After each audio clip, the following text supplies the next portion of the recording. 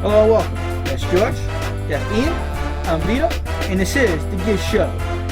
Today we're going to be going over the MLB playoffs and a look back at Week 6 of the NFL. I'm going to throw it over to George to get us going on this episode. Hello, everybody. I want to get the show started with some exciting breaking news. You know, we're in the trade deadline season of the NFL. The trade deadline is is 2 weeks away. It's heating up. It's heating up. So now we're going to see some teams, make some moves that think they could change their season. Moves. Exactly. So, and I want to get into So the major blockbuster. Do you have some news on the Jalen watch? I do. Finally, the Jalen watch has been on the spotlight, which had the spotlight for the last couple of weeks. Everyone's been waiting to see would he be moved. The time is here. He has been moved today, as reported by Ian Rappaport. He has been removed to the LA Rams. So he has been shipped out of conference, not in the AFC anymore. Nope. To the LA Rams. The Rams gave up 2 first-round picks, one in the 2020, one in the 2021 draft, and a 4th-round pick. Now there's got to be some other moves corresponding with that. Yes, we have Marcus Peters getting traded to the Ravens for a young linebacker, Kenny Young, and a 5th-round pick. Which is not a bad haul for a guy in the final year of his deal. And this Ramsey, this is huge, man. This is exciting. This is the exciting time of football, man. The NFL never lack the drama. They never lack they never make you lose interest. So Ramsey, everyone knew he was gone. It was just a matter of when. And the Rams were the one to pull the trigger. They got a good haul in return. So the Jaguars, they look like they're going to be rebuilding anyways. Mm-hmm. So I think this helps them too tremendously, especially if they need to move up in the draft for a quarterback, because this is going to be another quarterback-heavy draft. So I think this helps both teams. Ramsey didn't want to be there no more. I'm happy for him. Yeah, I'm happy for him too. He got out of a place he don't want to be. Exactly. So. He's finally going to be somewhere he wants to be. Exactly, and I'll tell you this much. I think his back isn't hurting as much now. He does have to be carrying that team. He's probably dancing now. He's probably dancing all the way to L.A. The only thing is, though, his checks are gonna be a lot lighter with them taxes. Oh, that's for sure. They got them in Florida, so he may feel that for a little bit, but that defense needs him. Yeah, that defense needs him. They're 20th in pass defense, so they needed some spark in the back end, especially putting Aqib Talib on the IR with a hip injury. So he's going to be out for a while, if not the rest of the year. Peters hasn't been himself anyways that much since he's been traded from the Chiefs to them. So he did have a pick on Sunday. He did, but he hasn't been the same player as he was earlier in his career. So he has not been that shutdown corner. No. And that's what they got now. They do. I'm telling you, watch these Rams. They wasn't taking that loss to the 49ers lightly. They made this big change, They haven't had a first-round pick, I want to say, in the last 3 years. And they're not going to have one in 2 more years. Exactly. So it's going to be 5 years. They're not going to have a first-round pick. Which that's going to come back to bite them. It will, but luckily enough, their core is still young. I think they could find some people. It all depends how they draft in the later rounds and the mid-rounds. Oh, you can say that about almost any team, but still, not having a first-round pick for 5 and here's straight another years. Here's another tidbit, because I love tidbits and fun facts. So here's another one for you guys and for the audience out there. He's not Jalen Ramsey's not the first-round pick to go to the Rams. He's actually the 3rd. From the Jaguars? From the Jaguars, because you had Blake Bortles, who's now the backup quarterback in L.A. All right. He was a first-round pick a while back. Still can't believe Blake Bortles was a first-round pick. Dante Fowler was also a first-round pick of the Jaguars. Now he's he's one of the best defensive players on the Rams, and now Jalen Ramsey. Because they paired him with Aaron Darnold. Exactly. So, it's going to be fun watching this defense. I'm actually going to have to tune in to watch them next week just to see how... Well, they might have shades of what they were last year, actually. Yeah. Because don't forget, this Rams is only 1 year removed from being a top 5 defense last year. Wade Phillips had... This has his fingerprints all over this move, I think. Oh yeah, he wanted. He wanted. Oh my Ramsey. God! He for his system. He needs a shutdown corner, and they got it. Ramsey, I wish you the best. I think this is a rare win-win for both teams. Yeah. Win-win-win. Because Ramsey is out. He won. Yep. The And Rams won. They got a shutdown corner. The Jaguars won. They got a good haul in return. they got 2 first-round picks. Exactly. 2 first-round Good. picks. The Ramsey's gonna So- thrive. So He is. Honestly- Ramsey's gonna thrive in that defense. Honestly, I feel like, I don't know, a part of me feels like they could have gotten more. I don't think they could have You gotten don't more. think- I don't you think they don't could have think so? gotten more. The fact that they got 2 first-round No, picks no, that was a Yeah. going rate. and the 5th rounder on The top fourth of rounder, it. yeah. The 4th rounder on top. I'm sorry. Yeah, there was There was no good. way you were their, getting their this main high. thing was the 2 first rounders, and they Yep. got it. So good for them. But on that note, if we have more breaking news, we'll come up to you guys. We'll bring it to you. But as of right now, Now let's keep it going on this As- happy day for you. exactly, yes. For all you guys who follow the show, you know I'm a die-hard Jets fan. I'm a just end the season Jets fan. Here we go. But you know what? It's no more just end the season. No, it's not. We're beginning our season.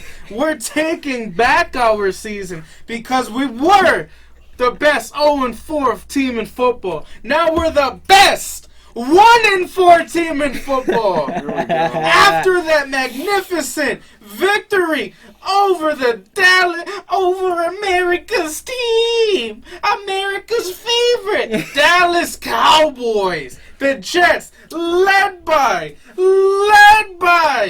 my savior, the Jet savior, Gotham savior, Sam Darnold. Oh, can you guys tell? Can you feel the energy? Somebody's Can you excited. feel how excited I am? Oh my God! For as excited as Oh. you are, Ian is little laughing over here. Which makes this win even better for me. I get to see Ian. And then the funny thing is, everyone, I watched the game with Ian. So, of course, every time something happened, I would have to give a peek to him. Give a peek to my boy. Watching him sip his drink. Drinking his feelings away. Eating his feelings away. And I loved every second of it. I loved it. I loved watching the Jets rip out his heart. I loved it. I'm as happy as Stephen A is right now. Oh my God! Hey, you know what? Let's get into this game, Ian. Let's give a little summary to our viewers. Oh, Sam Darnold. Let me tell you, my boy came back. His first game from mono. Oh, he didn't even look like he missed any games. He didn't look like he missed a beat. He did look good. For 23 for He did look good. 32. 338 yards. 2 touchdowns. He had that one pick. I'll cut him some slack because that's my savior. He had a passer rating of 113.8. What spleen? What enlarged spleen did he have? I don't know. But I'm telling you this. Sam Darnold just saved the Jets season. And I'm telling you this. Watch out for them Jets, baby. Now back to the sad part of the show. Wah, wah, wah. The Dallas Cowboys. Ian, you know what? I'm your friend. I'm your boy. You the co-host to this show. So you mean a lot to me. So I can't see you go through this pain, Ian. I got plenty of Jets jerseys if you want one. Nah, keep that to But yourself. okay, on a serious note, though, I'm gonna have fun messing with Ian. It's been fun, but I gotta be more serious because it is Jet Patriot Week. So I had my fun day. Now it's straight business. Yeah, we'll get more into You got that. excited. You done? We'll get more into that. done? We'll get more into that. But Ian, I wanna break down this Jets Cowboys game from what you remember when you wasn't crying. Honestly, I don't even think the Jets won the game. I think Dallas lost it. Here come the sour grapes. Listen. Please explain to me how Sam Darnold did not tear out the hearts of a million blah, Texans. blah, with the Sam, blah, blah, blah, blah, blah. First of all, I see everyone, after the game, I always see people, since we lost the last 3 straight, but specifically Ooh, 3 on straight. this. 3 straight. All right, everyone wants to say, oh, Dak ain't this, Dak ain't that, Dak can't do this, Dak can't do that. If y'all actually pay attention to the man, when he throws the ball, he's doing fine. No one on the Cowboys team can catch. Well, to your point about him being fine, he was 28 for 40. He had 277 yards. He had a rushing touchdown. He still had a passer rating of an 89.3. That's what I'm saying. So he wasn't even So I don't bad. understand why people want to say, oh, Dak Prescott is trash. I'm not going to sit here and say he Tom Brady. No, and most of the game he was on his back. Because that Jets... That is true. Because the O-line was not the Jets only technically got one sack, but they were harassing him. But it felt like, yeah, exactly. They were harassing him all game. And we lost Amari Cooper. Yeah, he got out first quarter. Amari Cooper due to a quad injury. And he's now questionable. We don't even know if he's going to play this week or not. Yeah, so it's looking like the injury is more serious than they thought. Zeke, which is not good going Zeke wasn't eating nothing. He might have been something. No, Zeke was eating in the second half. He was eating. But he wasn't eating enough. No. He's looking a little anorexic nowadays. He's looking like he's fat and happy after getting that payday. Yeah, he's looking like he ate a lot of that money. But now... I mean... I think Zeke just got to pick it up. He's still one of the best running backs in the league. He just got to pick it up. And for Dak, don't go to Jerry Jones asking for no $40 million. Just don't do it, man. Because Jerry's going to laugh at you. Well, Ian, let me paint a positive... Because Jerry's been saying, oh, Dak's our guy. Dak's our guy. Dude, there was like 5 pass interference calls against the Jets in the fourth quarter. And we couldn't get the ball in the damn end zone. Ian, let me try to... Actually, I wanted to make your day a little more brighter, but I'm going to make it even worse because it's just so fun. Do you know what day it was on Sunday? They lost on Jerry Jones' birthday. That embarrassing loss to a winless Jets on Jerry Jones' birthday. I know. It was another day at halftime where Jerry came out the skybox, it went up in the locker room and was yelling at everyone. And honestly, I wouldn't be surprised if Jerry got drunk. He was probably drunk during the game. But to me, probably didn't make it through halftime. That Sunday wasn't a happy drunk. Oh my God, he's so upset Jerry right now. Jerry was yelling at people all day Sunday. It's so fun to watch. All day. Ian, I wasn't gonna mess with you, man, but it's actually pretty fun. So I think I'm gonna keep it going for a little longer, for just a little bit longer, because they are losers of 3 straight. Yeah, 3 straight, Ian. And, I'm a cut you some slack.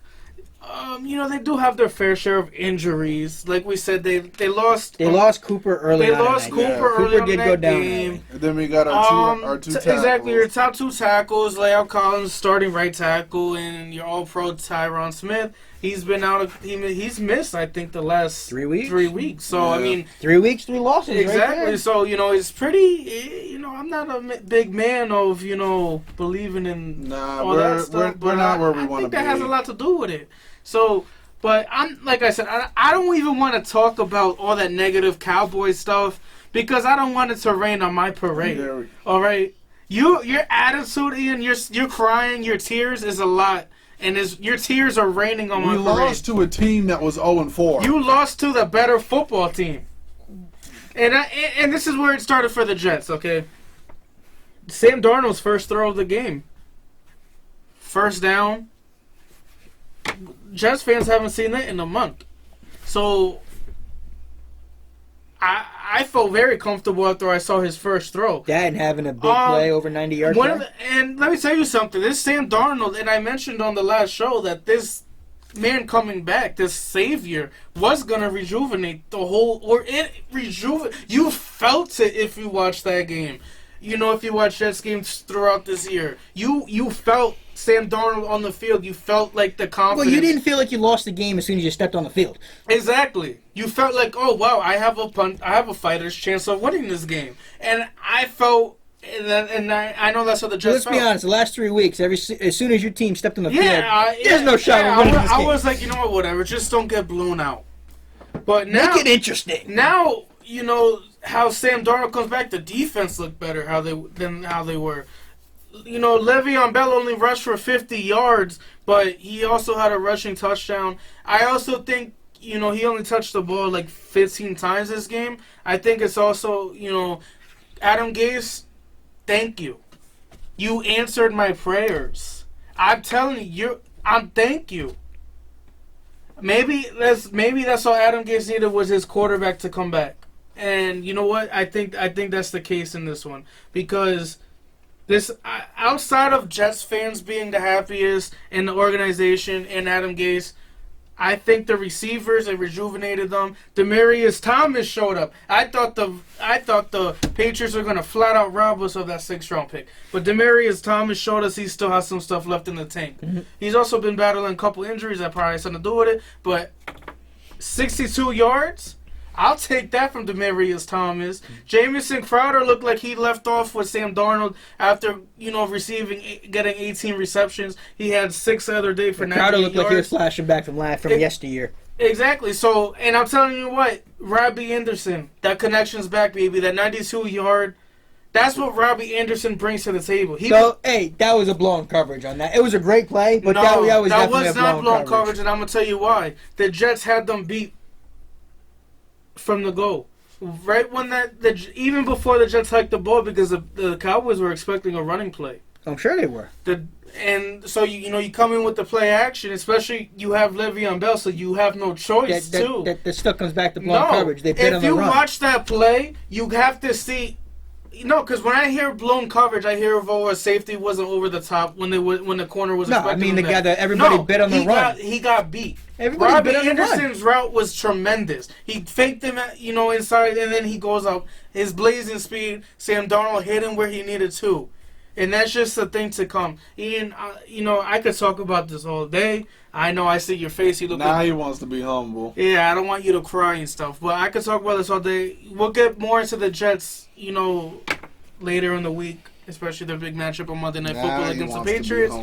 But let's get into the game of the week. Let's get into our game of the week. If you love the draft, this is your game of the week, because this was the Tank Bowl, baby. The Tank Bowl did not disappoint, because let me tell you something. These two teams right here, the Redskins and the Dolphins, fought hard. It came down to the final play of the game. That was the worst close game I've ever seen in my life. I'll tell you that much. That was the worst game I've ever seen in my life. Did Miami throw that at the end? Miami definitely threw it at the end. Going for 2 and you had doing a screen. Oh my God, what is that? Would it not have been a better story if the 2 worst teams in football tied? I would have gotten a lot of joy out of that. How hilarious would it have been if they tied? I would have laughed. But this game just shows that the Dolphins are 1 point worse than the Redskins. Yeah. So I mean, this shows why they're 2 of the worst teams. So. This game lived up to the hype. It did. But let me tell you something. No, Adrian Peterson still brought it. He did. Man rushed for 118 yards. So I'll tell you, if there's one person who's still fighting, and this was the first game, that the Redskins had without Jay Gruden. So they finally let Peterson actually run the ball. Exactly. So Peterson. I don't know if everyone's aware. He was one of the happiest people once Gruden got fired. Well, him and Gruden have been. Yeah, exactly. Got there. And I think Gruden is also one of the happiest people to get fired, because he still gets that contract. Oh yeah, he's still getting paid, and he's going to get to go work for his brother in Oakland. And he'll pick up another job soon. But Casey Keenum, he lived up to his hype. I mean, to be honest, I'm laughing, but his numbers weren't even that bad. No. They were good game manager, 166 yards, 2 touchdowns, but I can't even laugh. It's just laughable. It is. Bring me to the next game, ladies and gentlemen. I don't even want to bore you.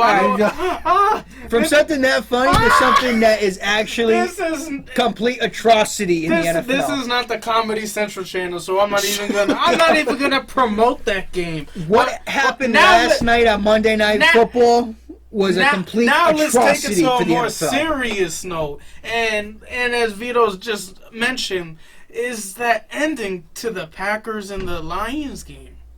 Me and Vito picked the Lions to win. So if you're aware of the bet we had, this kind of is throwing. Y'all alone on that one. I had the Packers. So we are alone.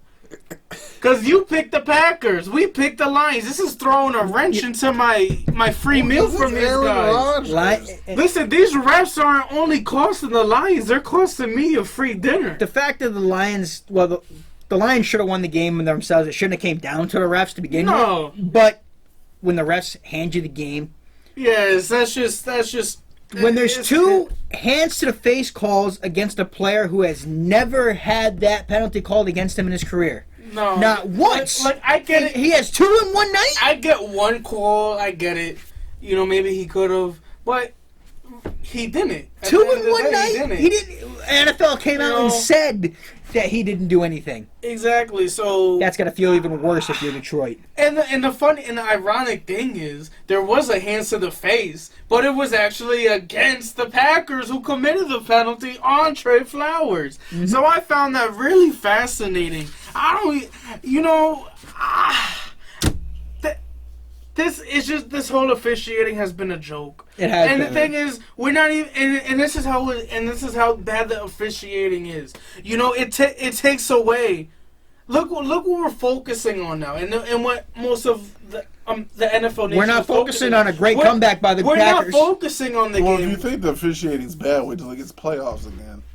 Well, they got to figure it out before the playoffs. Which we're only at week 6 right now. So they have time to fix it. But like I was saying, you know, we're not talking about the games. We're talking about the refs. That's how much impact the officials are having on these outcomes. And they should never be having. No, and it shouldn't. And you know, I get it. You know, the Packers, they were due for one. Especially, you know, over the years, they had the Hail Mary a couple years back, and yada yada yada. You know, the only people right now are happy is Packers fans because they feel like, oh, we got screwed all these times. Now it's finally our time to get something back. But you know what, Packers fans, do not be happy with that win. At least be happy, but don't be proud of it. You guys should. You can't be proud of that. No, one. You cannot be proud of it. That's just it.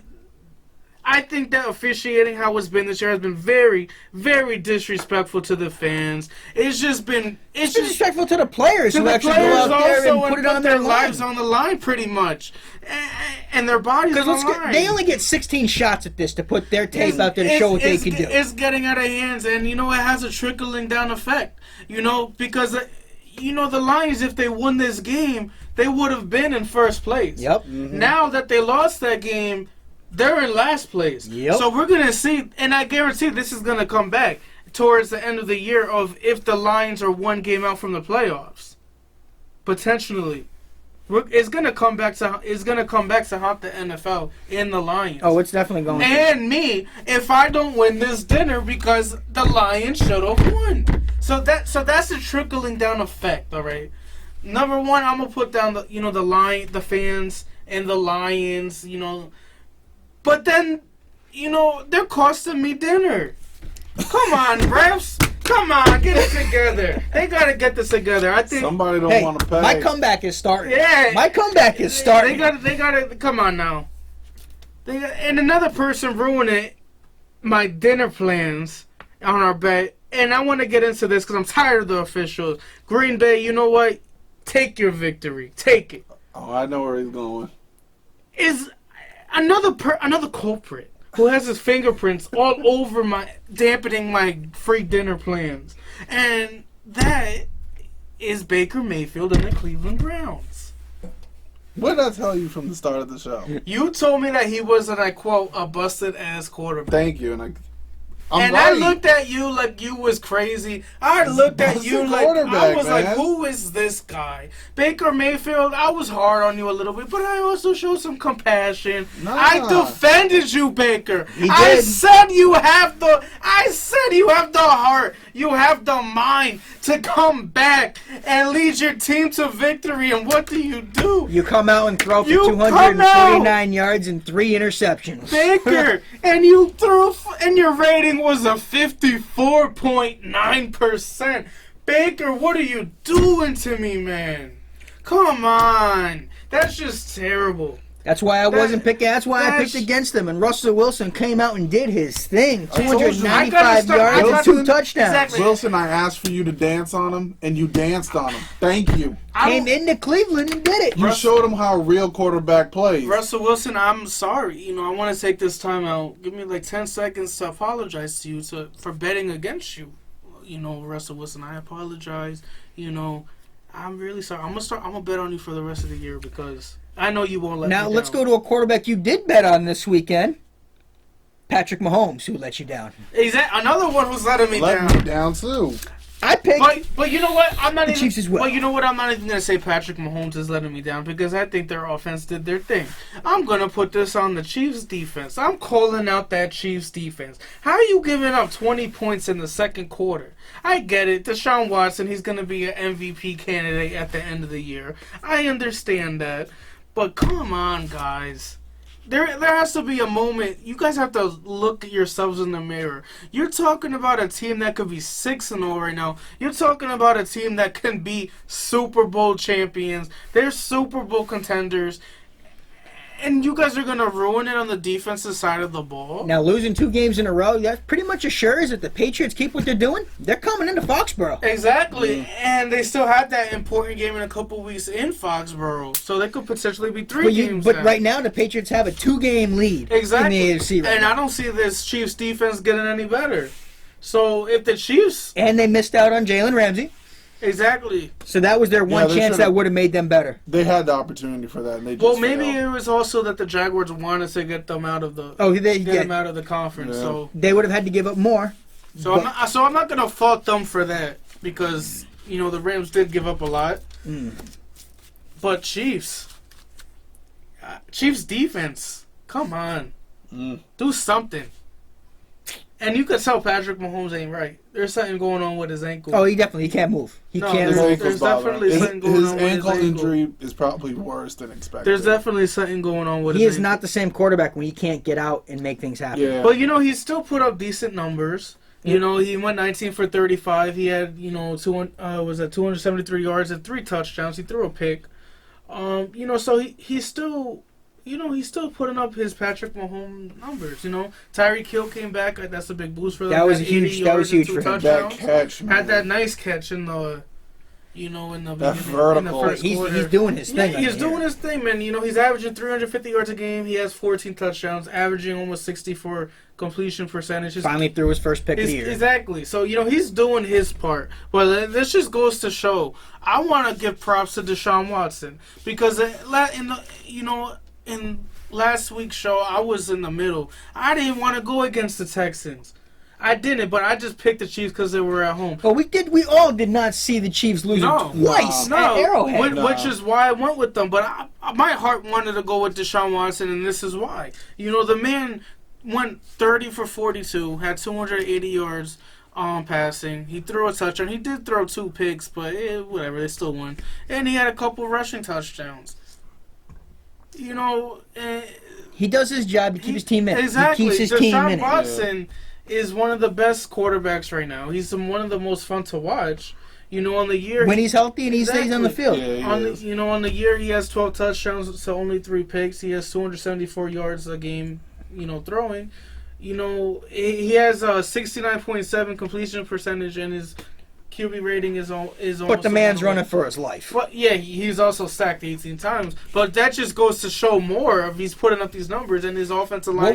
What would he do if he had an offensive line that protected him? Exactly, and that's what I hope to find out. And I think a lot of NFL fans want to see that by the time his career is done. He still has a very young career. He's still very young. So I want to see the Texans invest a lot. They have they picked up Laramie Tunsil, which was a good pick for them. So I want to see them keep building on that offensive line, and they're going to be a fun team to watch. This Texans team. Yeah, They are. I agree. They are. And especially all these teams seem to be getting good in in the next couple of years as the Patriots seem to be nearing the end of their window. So this is the time when teams like the Texans need to step up with the young quarterbacks. And we knew this game was going to be a shootout. Yeah. We did. We called it a shootout. The Texans came out on top 31-24. So we knew it was going to be a shootout. And they came out, and Stanford and KC came out shooting. They were up 17-3 at one point in this game. Exactly, and then you had the Texans score 20 unanswered in the second quarter. Yep. So that was pretty much the turning point in the game was the second quarter. And then the second half, they just shut it Because down. I was watching. Me and Ian was also watching that game because I was before the Jets beat the Cowboys, and I just had to throw that in there, Ian. But he's got to keep digging them. But that was easily one of the most entertaining games of the day. But me and Ian and myself was watching that game, we were like, "There's no way the Texans come back from this," because they looked so down. They looked like they had no momentum. They had a fumble and all that early in the game. But Watson got them charged up. They got them started up, and then they just came out slinging in the second quarter. Their defense stepped up when they needed it, and it would have been more if the Texans didn't miss a couple kicks. So it was actually a lot closer than it should have been. Yeah, exactly. This was a very good victory for. It was a good sound win. It shows the Texans that they can hang with the elite in the AFC. Exactly, and this moves them to first place in the division. So I think they're going to be good. They're going to do good this year. Now, speaking of another team a defense that is helping carry them, would be the San Francisco 49ers. Oh man, let me tell you, this 49ers. Did you see their defense? Their coach.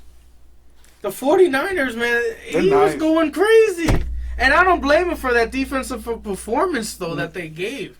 And they shut down Goff. 13 for 24 for only 78 yards on the night. And they sacked him 4 times. This was easily the worst game of his career. Easily. They made him fumble twice. He lost once. And you can't even say Jimmy Garoppolo carried that team to victory. He did his modest thing, but yeah, he was a prototypical game manager. But when you have a defense like that, when you have a defense that is just in your face, shut down, constantly all over Jared Goff, and everyone's talking about their front center, but we got to give credit to their secondary, led by the Richard Sherman, the revitalized Richard Sherman. Exactly. So there's a good team out there, and they're still undefeated. And they're undefeated. They are undefeated. So that's going to be a very good 3-team race. 49er fans. And I wanted to count the Rams out of this race between the Seahawks and the 49ers. But since they added Ramsey, we got to see. I think it's going to be a 3-team race. It's going to be different. That Rams team is going to be different. So that's going to be a very very fun. Now, speaking of things that George has been excited and happy about, let's get to some things that he's not so happy about. His Yankees are down. We don't have to 2-1. We don't have to switch it in this series. Yeah, I think we got to bring this up. I don't think the fans want to. You don't want to hear about your losses. Bring up this now. I don't think the fans want to listen to this. We're gonna get into how those Yankees are down, which going into Game 3 was exactly how I said it was gonna be. Garrett Cole was the man that you had to beat, and they didn't get it done. Point blank. Couldn't do it. They didn't get it done. Over the last 2 games, the Yankees have scored 3 runs. Just disgusting. That has been terrible. I get it. It's against Justin Verlander and it's against Garrett Cole, 2 of the best pitchers in all of baseball, back-to-back games. But come on, guys. You guys had your chances to win both games. The Yankees could easily be up 3-0 right now. Exactly. They could easily be up 3-0. And there's 2 people I want to call out right now because it's very disgusting. I want them benched. I don't want them on the field. Edwin Encarnacion and Gary Sanchez have a combined 0.160 average combined. That is terrible. That is horrendous. Garbage. And we're not talking about, your number 8 and your number 9 hitter. We're talking about 2 guys. These are supposed to be the meat of your lineup. Mm-hmm. Exactly. And that's just how it's going for them. So I would like to see Torres moved up to at least the number 3 spot next game. Where would this Yankee team be without Gleyber Torres and LeMahieu? Not where they're at now. Where would they be? Not here. And I don't know how much longer Gleyber could put this up for. He's hitting the ball really well. Series. He's insane. All year he has been, but this series right now he's batting .417 for the series. For the 22 years old. So it's crazy, and I think the Yankees get it done in Game 4. I think we all could say confidently he's going to go to Game 4. I think we could all confidently say he's going to go to Game 7. It is. I think this whole series is going to come down to Game 5. Well, we gotta see. I think it's how do the Yankees bounce back? I think the game they're saying is gonna get rained out Wednesday night. I think it does. So I think that benefits both teams. It might benefit the Yankees a bit more because they had to utilize their bullpen a lot more. So I think it helps the Yankees in the short term. So we're gonna have to see how that plays out. The Yankees need to do something because. Now, speaking of getting some rest because of that, going to a team that's going to be getting a lot of rest. Because congratulations to Washington Nationals. They just clinched the pennant. You just clinched your ticket representing the National League in the World Series. Is the Washington Nationals. I have the Cardinals winning, but y'all got swept the Cardinals. You put up 7 runs in the first inning to set the tone. The Cardinals did make a comeback. They had a 3-run fifth. They ended up with 4 runs. But good for Patrick Corbin. Who came in and shut him down. And shut them down today. So, congrats. 5 innings, 12 strikeouts in 5 innings. 12 strikeouts. That is insane. He gave up the 4 earned runs, but 12 Ks in 5 innings. But I think in a game like that, when when your team scores like how they did, you try to get outs at that point. So that's probably where they. Oh, you were just trying to get through. You were just trying to get out. So. But look at Juan Soto coming through with 2 hits. Ryan Zimmerman, he went 0 for 4 for the day, but he scored a run, so he got on base. He's still getting on base. Juan Soto has been going out of his mind. Yeah, I told you guys. I told you. I'm not surprised at all by this. I'm not at all. After watching that wild card game, especially, I knew he was going to come how he was doing. And another person who's, Trey Turner had a good game today. He showed up. So they got some young, hungry ball players here. They do. They're going to be fun to watch. But I still think that this much rest that they're going to have, is it going to be too much rest? Well, if we assume that the Yankees and Astros game goes to Game 7, which we think is going to, they're going to have almost a week, if not more, without playing. So, it's going to be interesting, and they're going to be on the road. Yep. It could just make them rusty. Exactly. I think it will. But we all got to see how they're going to play out because they're either going to have to go into Houston or in the Bronx. So I think the winner, regardless, is going to come out of the AL this year. I think it's either going to be the Yankees or. I think the winner of the AL series is your World Series champion now. To be honest, I think this is the World Series matchup is the Yankees and Astros. I think it is in the ALCS. And that's taking nothing away from the Nationals. They're a great story. Just saying how good the Yankees and Astros are. Those teams are just way. They're just too above deep. and beyond. Way too. I think they're on a level by themselves, and then the rest of the MLB. I have to agree. So, we got Still got Houston. Yeah, because, you know what, Ian? You're just still hating. I think you're still upset. You're just upset. You're not thinking clearly right now. He's got to have something to be happy about. No, he's not. I think he wants to. He's just not thinking clearly right now because he's still sad. He's still upset. Here we go again. He's still upset. But, Ian, don't worry. I got a surprise for you in store for our Week 7 preview. Which is going to be out here later this week. So, don't worry, and I'll turn that frown upside down for you, buddy. All right, guys. Thanks for joining us today. Exactly. Thank you, everybody. Thanks for joining us on another show. Please keep the conversation going. Like, comment, subscribe down below.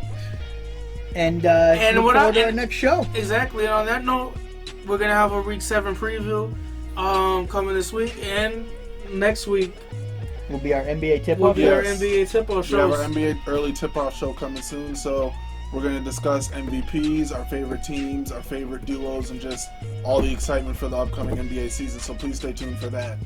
And ladies and gentlemen, and just remember, we couldn't cut it playing. But now we talk about it. Thank you. Have a good night.